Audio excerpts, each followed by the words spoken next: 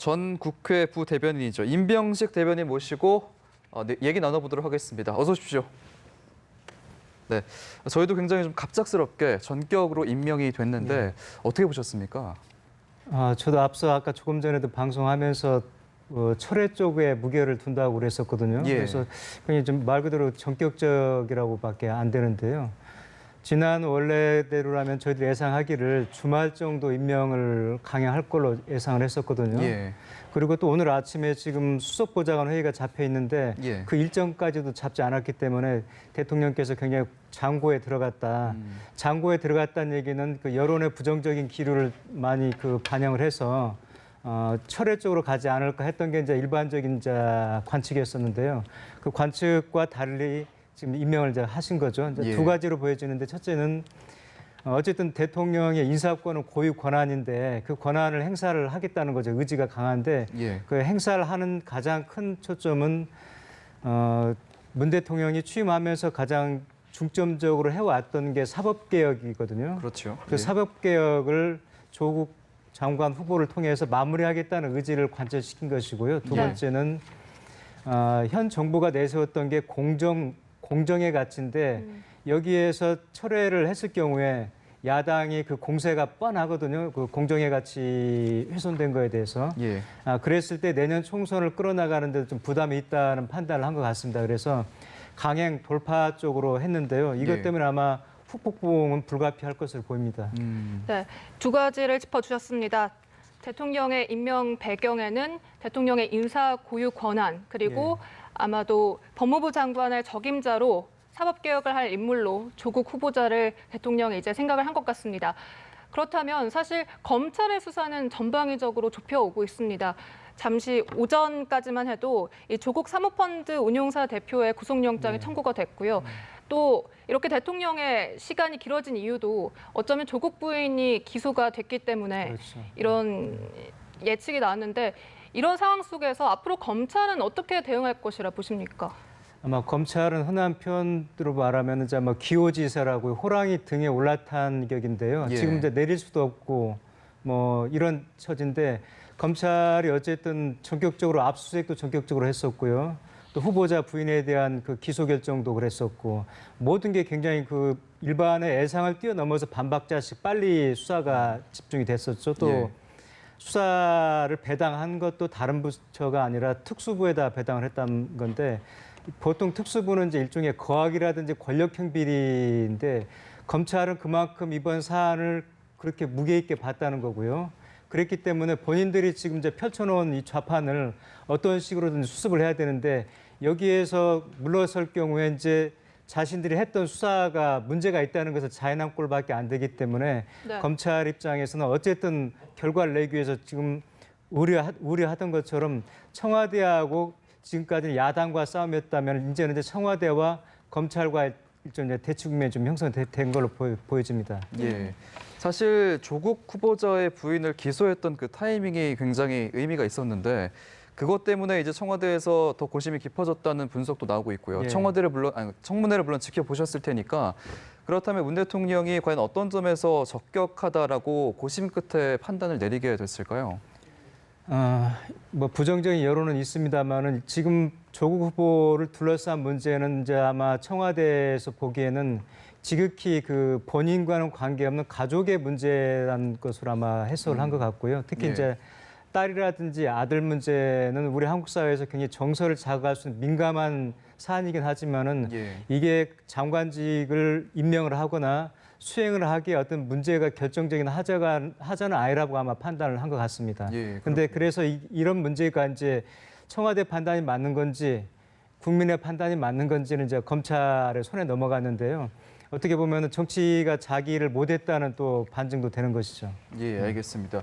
한 달 만에 전격 임명을 한 건데 어떻게 보셨습니까? 지금 나가시다가 다시 들어오신 거죠? 그 대통령이 국무위원 장관을 임명할 권한이 있지요. 그런데 우리가 민주공화국이라고 하는 것은 대통령의 권한이라고 해서 그 권한대로 다 행사하라는 얘기가 아닙니다. 기본적으로 국민적 동의를 바탕으로 해서 국민적 여론을 바탕으로 해서 저희가 통상 민심이라고 얘기를 하죠.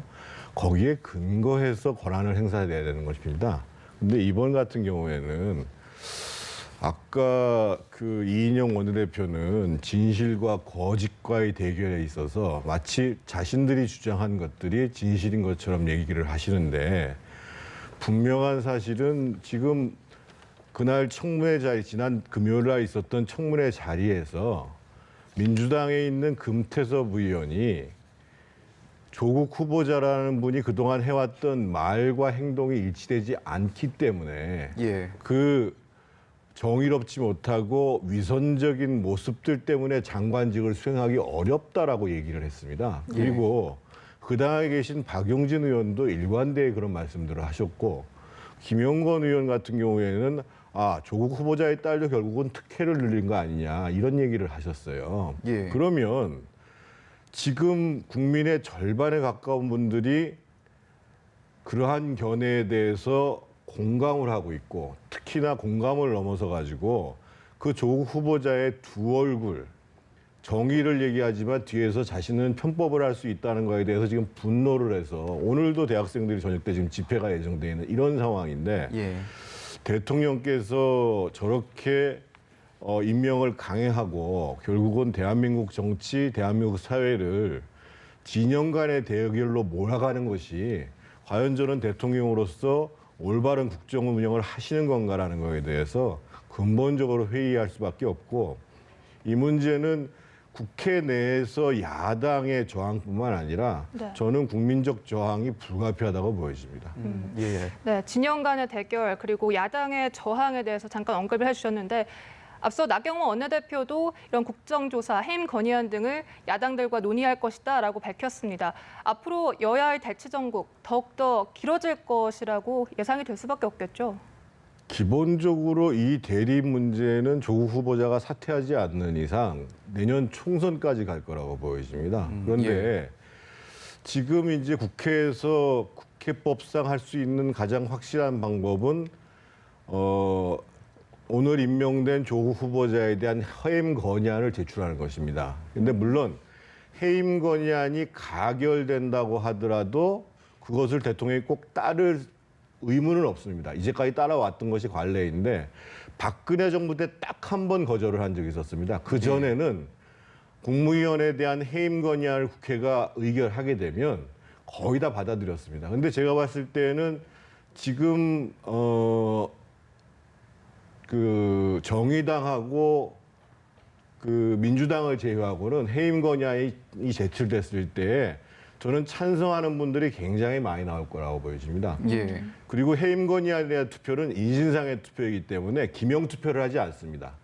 무기명 투표를 하도록 되어 있습니다. 그래서 저는 심지어 민주당 내에서조차도 과연 이렇게 국정 운영하는 것, 조국 후보자가 드러난 문제가 그대로 정말 국민들 앞에 적나라하게 드러나서 이것이 조국 후보자 개인의 문제가 아니라 소위 촛불로 등장했다고 하는 지금 문재인 정부와 민주당의 양심적 모습들에 위배되는 것이다라고 생각하는 분들, 잘못하면 우리 전체의 위선으로 매도될 수 있다고 생각하시는 민주당의 의원들조차도 해임 건의안에 찬성할 가능성이 있어가지고 저는 해임 건의안에 대해서 가결될 가능성이 높은데 만약에 이 문제에 대해서 그 문재인 정부가 해임 건의안을 또다시 무시한다.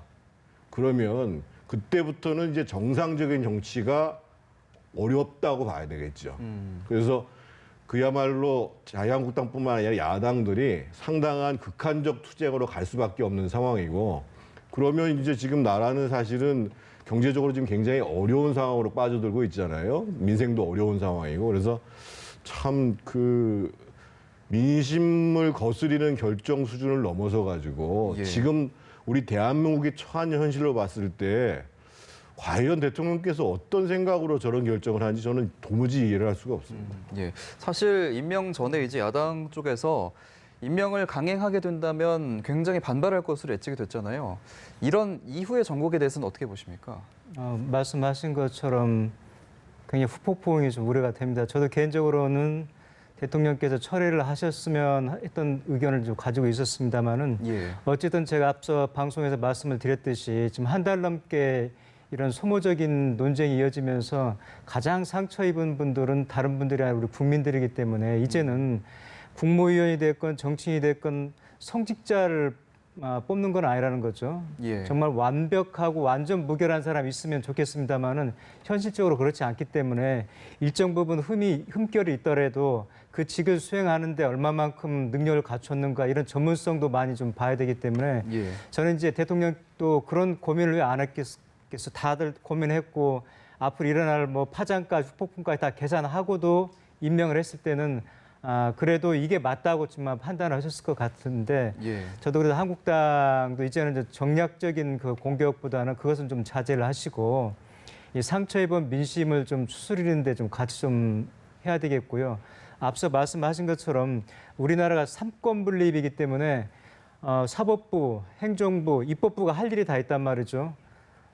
사법부는 지금 수사에 착수했으니까 앞으로 검찰 수사를 저희들이 지켜보면 될 일이고 입법부는 입법부로서 인사청문회를 어쨌든 우여곡절 끝에 끝냈거든요. 예. 그래서 이제 행정부 수장으로서 대통령은 이제 임명권을 행사한 거니까 각자 그 수행을 했다고 생각을 하시고 이제는 검찰 수사 결과를 저희들이 겸허하게 한번 지켜보자 이런 쪽으로 좀 부탁을 좀 드리고 싶습니다. 네. 사실 조국 법무부 장관 이제 임명이 됐으니까요. 법무부 장관에 대한 찬반 여론이 정말 팽팽했습니다. 최근 여론조사에 의하면 찬반이 12% 정도 차이가 났고요. 이렇게 후폭풍이 예상됨에도 이렇게 청와대가 전격적으로 조국 후보자를 법무부 장관으로 임명한 그 배경, 이유 뭐라고 생각하십니까? 앞서도 말씀드렸지만 아마 이것도 가장 컸을 것 같습니다. 뭐냐면은 이번에 검찰이 굉장히 좀 어쨌든 정치적인 의도를 가지고 하지 않았을 망정 읽히기는 지금 정치적인 파장을 좀 굉장히 많이 낳고 있잖아요. 그래서 검찰 개혁이 필요하다는 인식을 아마 다시 하는 그런 계기가 됐을 것 같고요. 그래서 대통령께서도 지금 사법 개혁이 추진되고 있는 와중에 검찰을 이렇게 소환도 하지 않은 상태에서 아주 민감한 부분인데 그 후보자의 부인을 기소 결정을 한다든지 이런 걸 보면서 어쨌든 검찰 개혁, 사법 개혁을 해야 되겠구나. 그걸 맡길 사람은 그래도 조국 후보밖에 없다. 아마 이런 심증을 더 굳히는 계기가 되지 않았을까 좀 조심스럽게 추측해 보고 있습니다. 네, 저희가 다시 한번 상황을 정리해 보면 문 대통령이 오늘 조국 법무부 장관에 대한 임명을 제가 했습니다. 이어서 최기영, 이정옥, 한상혁, 조성욱, 은성수 후보자에 대한 임명도 제가를 했는데요. 오후 2시에 임명장이 수여가 될 것으로 보이고 임명장 수여 뒤에는 문재인 대통령의 대국민 메시지가 있을 것으로 보이는데요. 앞서 이제 여론 동향 얘기도 해주셨지만 이러한 여론을 의식해서인지 의례적으로 좀 장관 후보자를 임명을 하고 대국민 메시지를 내는 것 같습니다. 어떻게 보십니까?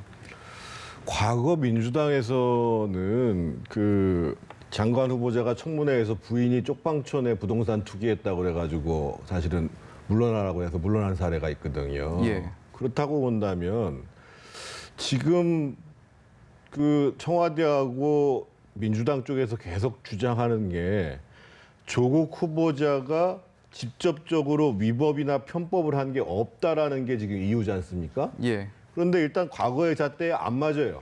첫 번째로는. 예. 두 번째로는 지금 현재 이미 기소가 된 내용은 소위 그 딸의 표창장 관련해 가지고 사문서의 위조의 문제이지만 현재 지금 진행되고 있는 수사와 관련해서 특히 이제 사모펀드 수사는 실제로 오늘 아침에 경향신문의 보도가 사실이라고 한다면 조국 후보자의 부인이 예. 그 펀드 운영에 관여했다는 거 아닙니까? 매달 경영자문료를 받았다는 거예요. 예. 그러면 두 가지 문제가 발생을 해요. 일단 그 자본시장법을 위반하는 문제가 발생할 수 있고 예. 후보자 가족으로서 우리가 이제 개별적인 주식 투자를 하지 말라고 하는 이유는 소위 그 뭐 수석이 됐든 장관이 됐든 그런 지위에 있으면서 권한을 남용할 가능성이 있거나 또는 자기가 불필요하게 취득한 광범위하게 취득한 정보를 가지고 그 투기에 악용될 수 우려가 있어서 그렇거든요. 예. 그러면 사실은 공직자윤리법에 위배에 해당하는 사람은 조국 후보 본인이 되는 겁니다. 기본적으로. 예.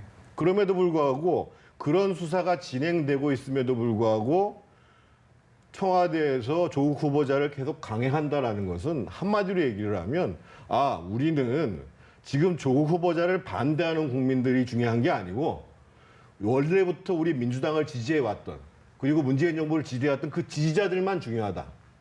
그러니까 대한민국의 대통령이 아니라 나는 우리 지지자들의 대통령이 되겠다. 진영의 대통령이 되겠다. 예. 이런 굉장히 이해할 수 없는 선택이 오늘 벌어진 겁니다. 네. 그런데 청와대나 여당 쪽에서는 일단 조 후보자 당사자한테는 아무런 혐의가 없다. 지금 그 조사를 받고 있는 것은 부인이나 그 주변 친척이다. 당사자에게는 아무런 죄가 없다, 뭐 혐의가 없다 이런 점을 주장하고 있는 것 같은데 이에 대해서는 어떻게 보십니까? 그러니까 그야말로 경광부회를 하는 거죠. 법무부 장관이라는 영어 명칭이 뭐냐면요. 뭐 미니스터 오브 로가 아니라요. 미니스트리 오브 저스티스입니다. 무슨 얘기냐면 법무부 장관의 지위라는 것은 뭐냐면 법률을 공정하게 집행하는 것을 관리할 수 있는 자질과 능력이 되는가. 그런 도덕성과 일관성을 갖고 있는가. 근데 지금 조국 후보자한테 계속 문제가 된 게 뭐냐면 본인은 겉으로는 계속 정의를 얘기했어요. 도덕을 얘기했고 개혁을 얘기했습니다. 예. 심지어는 조윤선 장관이 그 국정농단과 관련해 가지고 수사를 받을 때는 어떻게 장관직을 유지하면서 수사를 받으려고 하느냐 이렇게 얘기했어요. 근데 그것이 자기한테는 전혀 다른 잣대가 된 거죠, 기본적으로. 예. 그러면 앞으로 모든 사안과 관련해서 자기나 자기 주변이나 자기 진영과 관련된 거에 대해서는 그야말로 좋은 잣대, 자기가 해석하는 잣대를 내밀고 상대방에 대해서는 말도 못하게 그 엄한 잣대를 대비하고 이거는 기본적으로 법무부 장관의 기본 자질로서 심각히 문제가 됐다는 것이 청문회에서 제기됐고 그래서 사실은 금태섭 의원이 당신이 물러나야 되는 이유는 위법 사실 여부와 관계없이 국민들이 바라봤을 때에 당신에게 있어서의 공정한 법 집행을 기대하기 어렵다. 이제까지 했던 당신의 말과 행동이 다르다. 이 문제가 제기된 거예요. 예. 그래서 저는 과거에 민주당이 부인의 투기의 문제를 가지고 장관을 물러나게 하는데 더더군다나 법무부 장관 같은 경우에는 이번 과정을 통해서 심각한 결격 사유를 보여준 겁니다. 예. 그리고 제가 분명히 말씀드리는 것은 법무부 장관으로서 청문회에 나가시는 분이 부인의 그 표창장 위조 문제와 관련해서 그 해당 대학의 총장하고 어떻게 직접 통화를 할 수가 있냐 말이에요. 아니 대한민국의 어떤 사람이 지금 얼마 전까지 민정수석이었고 곧 법무부 장관이 될지 모르는 사람이 전화를 해가지고 사실대로 얘기해라. 그걸 사실대로 얘기하는 걸로 받아들이겠어요? 조국 씨 얘기들을 그대로 받아들인다고 하더라도 내가 얘기하는 대로 얘기하라는 뜻으로 받아들이죠. 예. 저는 앞으로 제가 보기에는 조국 장관 본인이 수사 대상으로 갈 거라는 가능성이 굉장히 높다고 봐야 됩니다. 그렇군요. 예? 사실 뭐 국민들이 가장 궁금해할 부분은 이제 저희가 잠시 국회를 연결해서 이인영 원내대표의 발언도 들어봤지만 이 사법개혁은 사법개혁대로, 수사는 수사대로 공정하게 진행이 될 것인가 여부일 텐데 앞서 이제 조국 후보자가 청문회에서 임명이 되더라도 검찰 수사에 대해서 일절 보고받지 않겠다라고 밝혔는데 사실 이제 야당에서 계속해서 얘기하는 이 공정성에 관한 문제, 수사에 대한 공정성, 이 문제를 이제 불식시키려는 의도로 보였는데 과연 이상적으로 좀 수사는 수사대로, 사법개혁은 사법개혁대로 이루어질 수 있을 거라고 보십니까?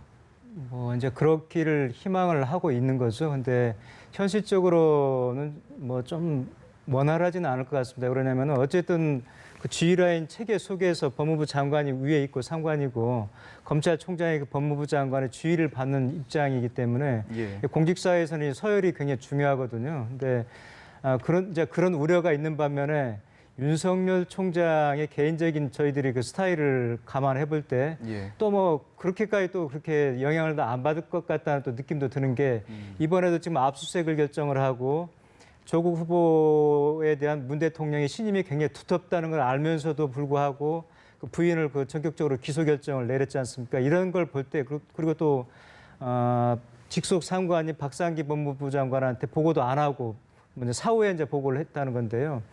이랬던 그 그 윤석열 총장의 개인적인 수사 스타일을 감안해 볼 때는 거기에 크게 좌우받지 않고 본인의 그 수사 관행 스타일대로 밀고 가겠다는 느낌도 좀 받고 있습니다. 그래서 앞서 이인영 원내대표도 얘기를 했지만은 이제는 이제 검찰 이전에 국회가 할 일이 끝났습니다. 인사청문회가요.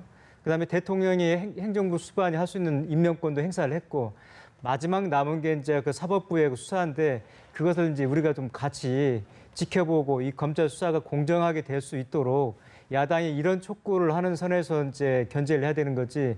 이런 상황에서 계속해서 지난 일을 가지고 반추하고 물고 늘어지면은 전혀 도움이 안 된다. 앞서도 말씀드렸지만 지금 이 한 달 동안에 이런 큰 호재가 있었음에도 불구하고 한국당이 지지율에는 전혀 도움이 안 됐거든요. 예. 계속 20% 후반대에 지금 머물러 있다는 건 뭐냐면은 국민들이 조국 후보가 보인 위선적인 이중적인 행태에 대해서는 분노하고 화를 내지만은 그렇다 해서 한국당이 저 공격하는 그 정치적인 공세에 대해서는 공감하지 않는다는 것이거든요. 그래서 이제는 검찰 수사가 제대로 갈 수 있도록 우리가 지켜보고 그 결과를 겸허하게 수용하는 일이 좀 남아있지 않나 싶습니다. 예, 이 부분은 정 의원님 어떻게 보십니까? 일단 사실 처음부터 이제 청와대와 검찰이 임명 전부터 이제 삐걱거렸던 거잖아요. 과연 사법개혁이 좀 원활하게 이루어질 수 있을지 국민들이 좀 궁금해할 것 같습니다. 일단 지금 청와대와 여권은 법치주의를 근원적으로 흔들고 있는 겁니다. 청와대가 검찰 수사에 직접 개입할 수 없을 뿐만 아니라 검찰 수사에 대해서 얘기를 하려면 청와대 비서관들이 얘기 막 하고 이런 게 아닙니다.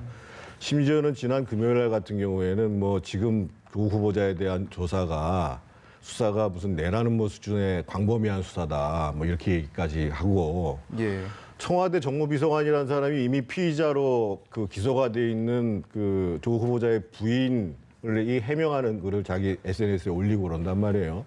그리고 이제 여당 의원들 같은 경우는 청문회 때 거의 반 이상을 검찰을 공격하는 데 다 할애를 했어요. 예. 그런데 우리가 법치주의라는 건 뭐냐면은요. 청와대가 아무리 검찰에 대해서 불만이 있다고 하더라도 법무부 장관을 통해 가지고 검찰청법 8조에 보면 그렇게 나와 있습니다.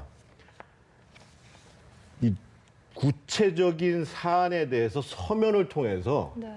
법무부 장관이 수사 지휘를 할 수 있는 거거든요. 이미 청와대와 여당은 도를 넘어섰어요. 그런데 지금 조국 후보자는 자기와 관련된 사건에 대해서 조사를 일체 보고를 안 받겠다고 얘기를 해요. 근데 여기서 끝나는 문제가 아닙니다.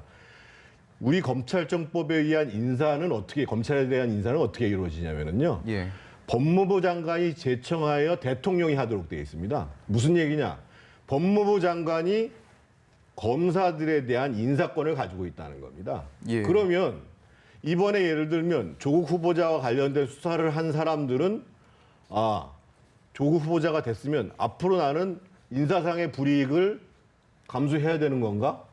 이렇게 되는 거예요. 그러니까 조국 후보자의 임명 자체가 지금 현재 수사 진행되고 있는 것에 대한 묵시적 압력이라고 봐야 되는 겁니다. 예. 그래서 제가 이거는 법치주의를 흔들고 있다고 말씀을 드리는 거예요. 그런데 저는 그렇다고 해서 청와대 뜻대로 될 거라고 생각하지 않습니다. 아마 지금 윤석열 검찰총장을 비롯한 지금 수사에 나서고 있는 특수부 검사 입장에서 봤을 때는 조국 후보자였기 때문에 그렇게 수사를 한 것이 아니라 이것이 굉장히 수사가 될 만한 상당히 중대한 혐의가 많이 나올 수 있는 사안이다. 특히 사모펀드 관련해 가지고 그렇게 봤으면 수사를 계속적으로 밀고 나갈 수밖에 없는 것이고 과연 그러면 조국 법무부 장관과 그 윤석열 검찰총장 체제가 계속 공존할 수 있겠느냐? 과거에 노무현 정부 시절에 천정배 법무부 장관이 여태까지 퇴방 후에 딱 한 번 수사지휘권을 행사했습니다. 예. 그게 강정구 교수 국가보안법 위반으로 구속 기소된 강정구 교수를 불구속 수사해라는 지침을 내렸어요. 예. 그래서 그 당시에 지침을 내렸으니까 어쩔 수 없이 받아들였죠. 하지만 그 다음 날 바로 그 김종민 검찰총장이 사표를 냈습니다. 그래서 저는 결국은 이 상태로 간다라는 것은 청와대가 의도하지 않았던 의도했던 것이 간에 만약에 이 조국 법무부 장관이 구체적으로 개별 사건에 대해서 수사 지휘를 하는 순간 저는 이 조국 장관과 윤석열 검찰총장 체제는 거기서 끝날 수밖에 없는 상황을 예비하고 있다 이렇게 봐야 될 것 같습니다. 예. 네. 일단 또 논란이 됐었던 부분이 검찰이 조국 후보자의 부인 정경심 교수를 이 청문회 날 기소를 했고 청문회 직후에 법원에서 이 기소 사실을 발표를 했습니다. 사실 상당히 시기나 수사 속도 자체가 이례적이라고 할 수가 있는데요. 사실 이렇게 기소를 하기 전에 보통은 피의자 조사를 하지 않습니까? 그렇죠. 이런 검찰의 수사 방식 어떻게 생각하십니까? 검찰 측 얘기를 제가 몇 분을 통해서 이제 들었는데 그분들은 이제 이렇게 얘기를 하죠. 첫째는 국민적인 관심사가 워낙 큰 사안이라서 질질 끌 사안이 아니다. 빨리 결정을 내려주는 게 오히려 정부에다가 정권의 부담을 덜어주는 결정이다. 근데 이게 지금 국회에서 지금 민주당에서 받아들이고 있다는 그런 아쉬움을 토로를 하더라고요. 예. 그리고 또 증거인멸이 이루어지고 있는 상황에서 어쨌든 검찰은 증거를 확보하기 위해서도 수사를 속도를 낼 수밖에 없었다는 거고요. 예. 그다음에 지금 말씀 중에도 이제 그 정 의원께서도 말씀하셨는데 네. 우려가 되는 게 지금 법무부 장관으로 취임할 경우에 그 주의선상에 있는 분이 자기 상관으로 오게 되면 아무래도 검찰 수사에 좀 장애가 된다 이런 판단도 좀 했다는 겁니다. 그런데 예. 제가 앞서도 말씀드렸지만은 소환 조사 없이 한 것은 그래도 좀 너무 좀 성급하지 않았나. 왜냐하면 이건 피해자 저도 기자를 했습니다만 기자를 하면서도 경찰청에 검찰청에 저희가 한 번씩 가게 되면은 취재가 아니고 다른 일로 가게 되면 굉장히 가슴이 떨립니다. 예. 기자인데도 불구하고요. 그러면 이제 피의자 입장에서는 위축될 수밖에 없는 거죠. 그래서 충분하게 반론권을 좀 보장해 줬어야 되는데 그것을 좀 박탈했다는 게 좀 굉장히 좀 아쉽고요. 그렇기 때문에 또 이게 어떤 의도를 갖고 했다고 지금 검찰에서 의혹을 좀 받는 것이거든요. 그래서 예. 그런 부분 좀 아쉬운데 그러더라도 또 이미 또 그 사문서 위조를 했다고 가정을 하더라도요.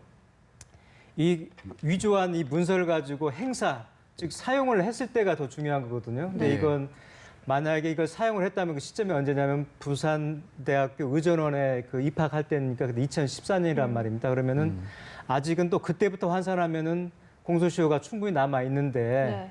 굳이 위조한 시점을 잡아가지고 청문회 당일날 1시간여를 남겨놓고 할 필요가 있었는지 이런 또 의문은 좀 남는 것이죠. 예, 말씀해 주신 것처럼 이제 특수한 권력형 비리가 아닌 사건에 이제 특수부 검사를 대거 투입해서 후보자의 부인을 이렇게 기소를 했다는 부분이 참 이례적인 일이고 사실 사문서 위조, 그러니까 표창장을 위조했다는 혐의로 이제 피의자 소환 조사 없이 기소를 하게 된 건데 사실 어떻게 보면 여당 입장에서는 검찰이 이제 조국 후보자를 임명하지 말아라라는 메시지를 준 것이다라는 말도 하고 있거든요. 이 부분은 어떻게 생각하십니까? 보통 저희가 이제 검찰 내에서 그 형사부하고 특수부가 있는데요. 그러니까 형사부는 고소 고발된 내용, 고소 고발과 관련된 피의 사실만을 조사를 합니다. 예. 근데 특수부는 실제로 사안이 복잡하거나 중대하다고 했을 때 수사를 하면서 인지된 모든 사건에 대해서 수사를 하게 돼 있습니다. 오늘 예를 들면 두 사람에 대해서 구속영장이 청구됐습니다. 소위 이제 그 코링크 P라는데, 그러니까 그 조국 후보자 가족 펀드가 운영됐다고 하는데 대표하고 웰스 CNT의 대표 두 사람이 이제 그 구속영장이 청구됐어요. 청구된 내용은 하나는 자본시장법을 위반했다는 거고, 하나는 또 한 가지는 횡령배임, 그래서 특정경제 가중처벌법 위반이라는 거고, 예. 세 번째가 증거인멸을 교사했다는 내용입니다. 예. 그리고 그 가로등 사업을 주로 했다는 웰스 CNT 같은 경우가 지금 거기에 대표가 이분도 역시 특정경제 가중처벌법 위반 중에 배임 횡령 얘기가 일정 금액이 넘어갔다는 거예요, 기본적으로. 예. 그러면 검찰 입장에서 봤을 땐 처음에 이 사건에 대한 고소고발과 관련해서 기초자료들을 쫙 봤을 거 아니겠어요? 그럼 기초자료를 보면 이게 일반 형사부에서 처리할 문제인지 특수부에서 처리할 문제인지 확인이 되고 있는 거거든요. 그래서 기본적으로 지금 이미 그 코링크 P와 관련해 가지고 특수수사가 들어가고 있는 거고, 지금 이 사건의 핵심이라고 할 수 있는 소위 조 후보자의 오촌 조카, 이분과 관련해서 지금 이미 도피를 한 상태인데 들어오라고 그러는 거 아니겠어요? 그래서 검찰 입장에서 봤을 때는 이번에 이것이 종합적인 특수수사가 불가피하다고 판단했을 거란 말이죠. 예. 그래서 그 문제를 가지고 왜 민주당에서 형사부에 배당하지 않고 특수부에 배당하고 왜 이렇게 수사진을 많이 했느냐, 이런 비판을 하는 것 자체가 어불성설이라는 거예요. 두 번째로 말씀드려야 될 건 뭐냐면, 이미 사문서 위조, 소위 딸의 경력 증명과 관련된 것, 뭐 키스투도 마찬가지고 동양대도 마찬가지고 대부분의 참고인 조사가 지난주 목요일 전에 다 끝났습니다. 예. 끝났고 마지막으로 조사한 사람이 동양대 최성해 총장인데 그분도 그 청문회가 있었던 당일 새벽 야간에 끝났습니다. 그러면 당연히 검사 입장에서 봤을 때는 공소시효라는 것을 놓치면 안 되기 때문에 그 조국 장관의 부인인 정경심 씨를 그날 소환을 했었어야죠. 예. 그런데 문제는 청문회가 벌어지고 있기 때문에 오히려 정치에 개입한다라는 혐의를 받기 싫어서 그런 의심을 받기 싫어서 소환을 안 한 것이고 그날도 대략 실제로는 10시 40분경에 그 기소를 했다는 거 아니에요? 그러면서 그 사실을 공개하지 않았어요. 청문회가 끝난 다음에 공개했다는 거죠. 만약에 청문회에 영향을 미칠 생각이 있었다고 한다면 기소할 것이다.